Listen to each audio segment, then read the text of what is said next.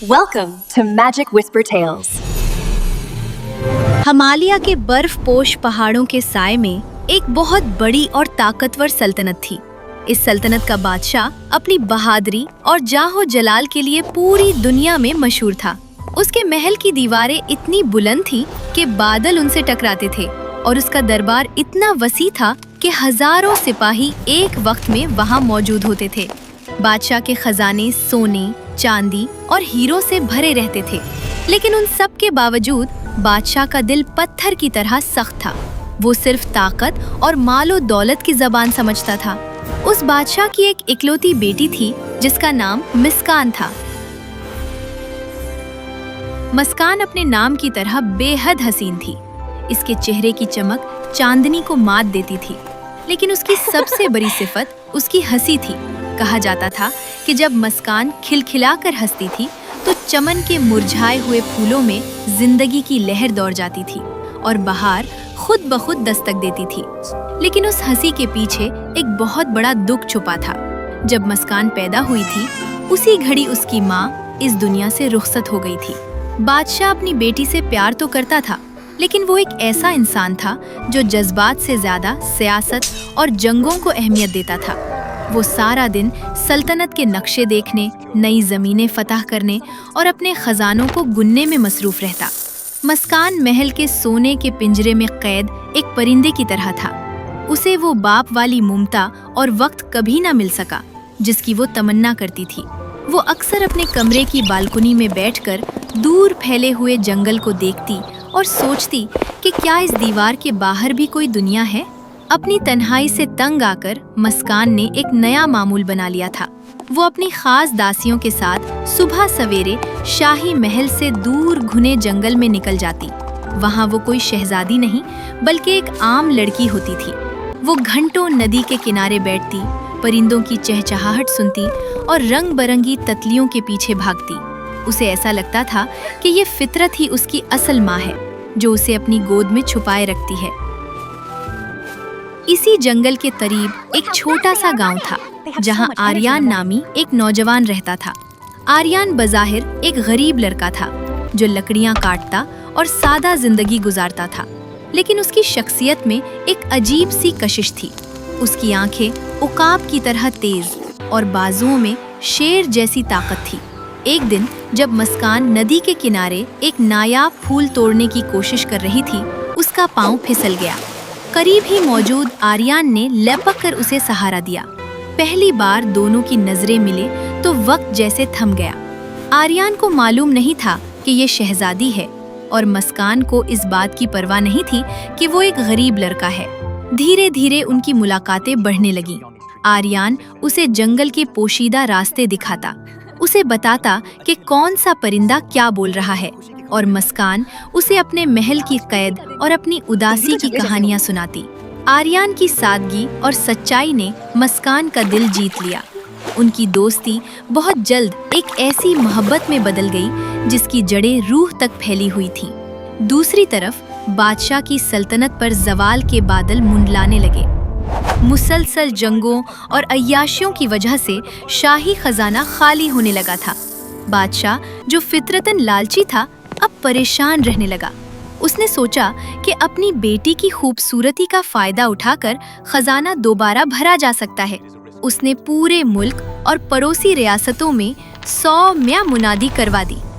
जो कोई शहजादी मिस्कान के वजन के बराबर खालिस सोना और चांदी शाही दरबार में पेश करेगा, वही मिस्कान का शौहर बनेगा। ये ऐलान सुनकर मिस्कान के पैरों तले से जमीन निकल गई। वो जानती थी कि आर्यन एक गरीब लकड़हारा है। वो इतना सोना कहाँ से लाएगा? वो रात भर चांद की रोशनी में बैठकर रोती और खुदा से फरियाद करती। जब मिस्कान ने रोते हुए ये बात आर्यन को बताई तो वो भी खामोश हो गया।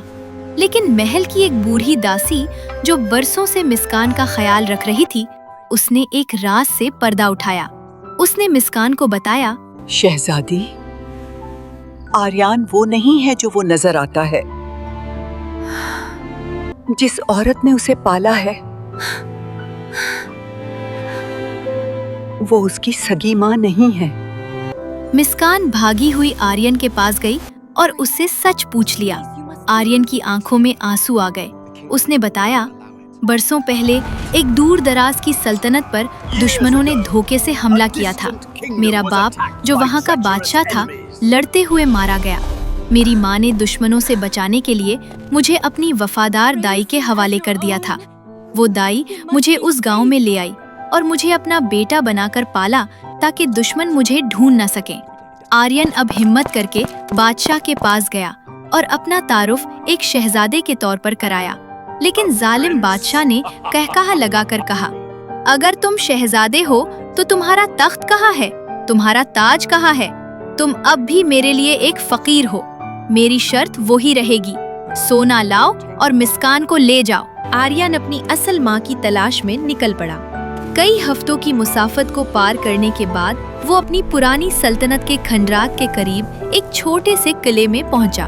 वहाँ उसकी माँ, जो अब एक ज़ईफ और बीमार मलका थी, बिस्तरे मर्ग पर थी।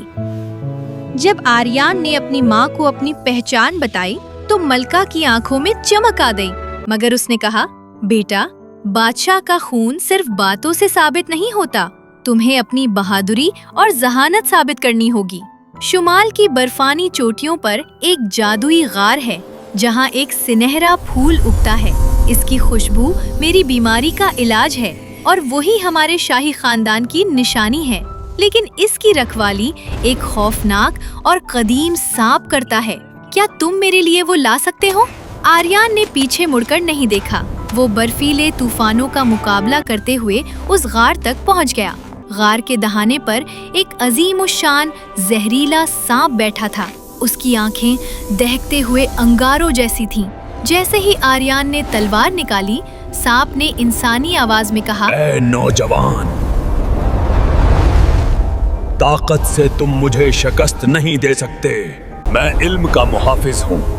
अगर तुमने मेरी एक पहेली का सही जवाब दे दिया तो फूल तुम्हारा होगा, वरना तुम हमेशा के लिए इस बर्फ में दफन हो जाओगे।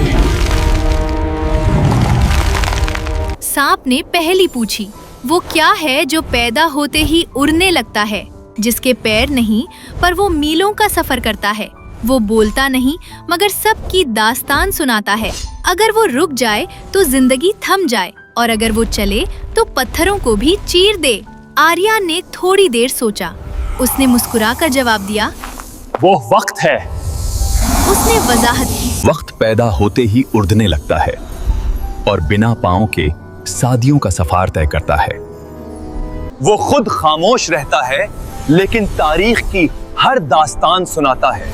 अगर किसी का वक्त रुक जाए तो मौत है और वक्त की मुसलसिल गर्दिश बड़े से बड़े पहाड़ों को भी रेजा रेजा करके मट्टी बना देती है। सांप आर्यन की जहानत से बहुत मुतासिर हुआ और उसे रास्ता दे दिया। आर्यन ने वो चमकता हुआ सुनहरा फूल तोड़ लिया।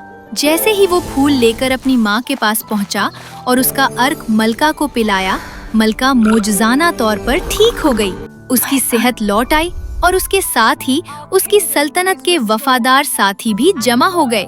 पता चला कि उनका शाही खजाना एक खुफिया तहखाने में महफूज था, जिसका राज सिर्फ उसकी माँ को मालूम था। अब आर्यन सिर्फ एक शहजादा नहीं बल्कि एक अमीर और ताकतवर सल्तनत का वारिस था। वो सैकड़ों घोड़ों, हाथियों और ऊँटों पर सोना और चांदी लाद कर मस्कान के दरबार में पहुंचा। बादशाह की शर्त के मुताबिक दरबार के बीचों बीच एक बहुत बड़ा तराजू लाया गया। एक पलड़े में शहजादी मस्कान को बिठाया गया और दूसरे में आर्यन ने सोना डालना शुरू किया। सोना इतना ज्यादा था कि तराजू का पलड़ा झुक गया और बादशाह की आंखें फटी की फटी रह गईं। उसे न सिर्फ दौलत मिल गई बल्कि उसे एहसास हुआ कि आर्यन जैसा बहादुर और ज़हीन दामाद मिलना उसकी खुशकिस्मती है। शहजादा आर्यन और शहजादी मस्कान की शादी की तकरीब हुई। पूरे मुल्क में चराहा किया गया। मस्कान अब उदास नहीं थी। उसकी हंसी अब महल की दीवारों में कैद नहीं थी बल्कि पूरी सल्तनत में गूंजती थी। बादशाह ने भी लालच छोड़कर अपनी बेटी और दामाद के साथ अमन से रहना सीख लिया और यूं वक्त की उस पहेली ने दो बछड़े हुए दिलों को हमेशा के लिए एक कर दिया। Thanks for watching. Subscribe to our channel for more Magic Whisper Tales.